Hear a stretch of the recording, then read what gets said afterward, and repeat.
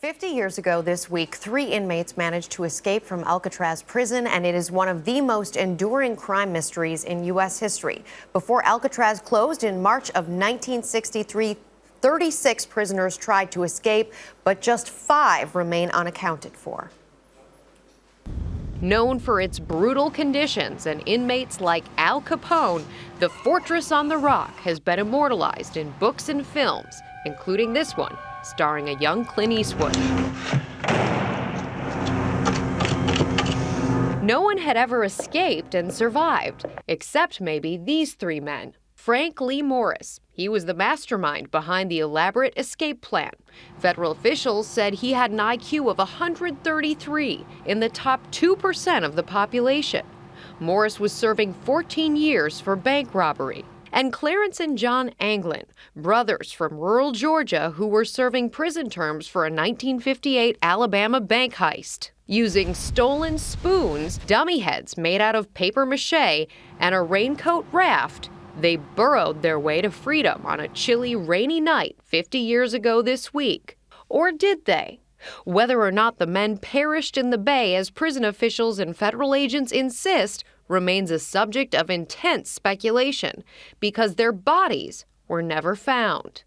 The U.S. Marshal's office took over the case from the FBI in 1978. And joining us now is Jolene Babiak. She was 15 years old that infamous night and living on Alcatraz with her father, who was acting warden. She describes what happened in her book, Breaking the Rock, The Great Escape from Alcatraz. And joining us from San Francisco is Michael Dyke. He's a deputy U.S. Marshal leading the government's ongoing search for the 3 escaped convicts. Good morning to both of you. Good morning. Morning. Thank you for being here. Jolene, let's start with you. On the night of this escape, as Rebecca mentioned, you're 15 years old. You're there on the island. What do you remember of this? Well, we all slept through it. You know, the men left in the evening, and they weren't discovered until the next morning. What do you remember about the next morning, though? The siren woke me up. Yeah. I thought it was a dream. I thought I was being overrun by a ship. And when I woke up, the siren was still going on. So that was kind of a surprise. And I met my mother on the stairs, and she said, "Get dressed, there's been an escape. We've got to search the house," which is kind of what you did. And she was excited, so I took my cues from her. Michael, you have been searching for these men now for 10 years. Do you believe they are still alive?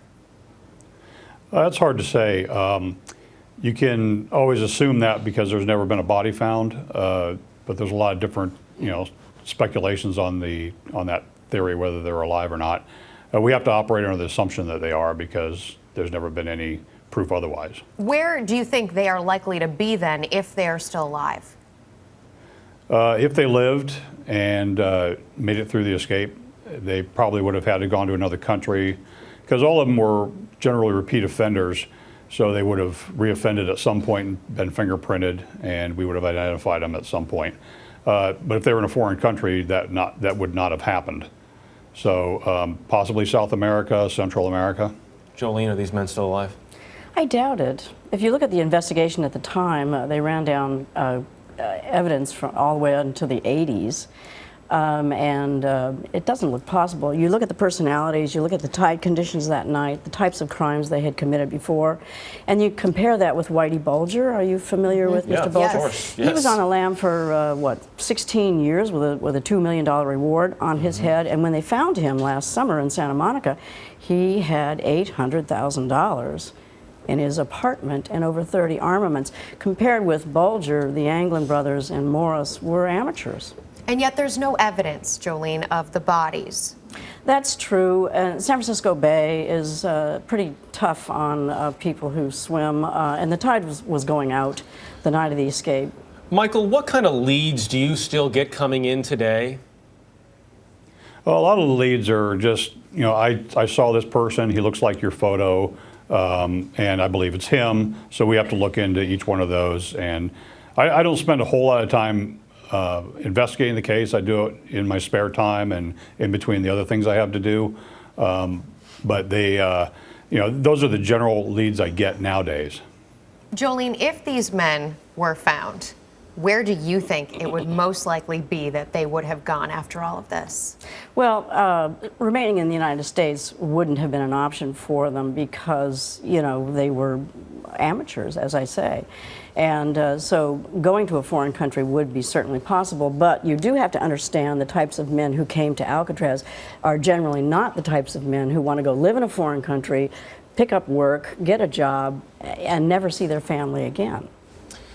Michael Van Dyke and Jolene Babiak, thank you for joining us this morning to discuss the escape from Alcatraz. Appreciate it. Thank you.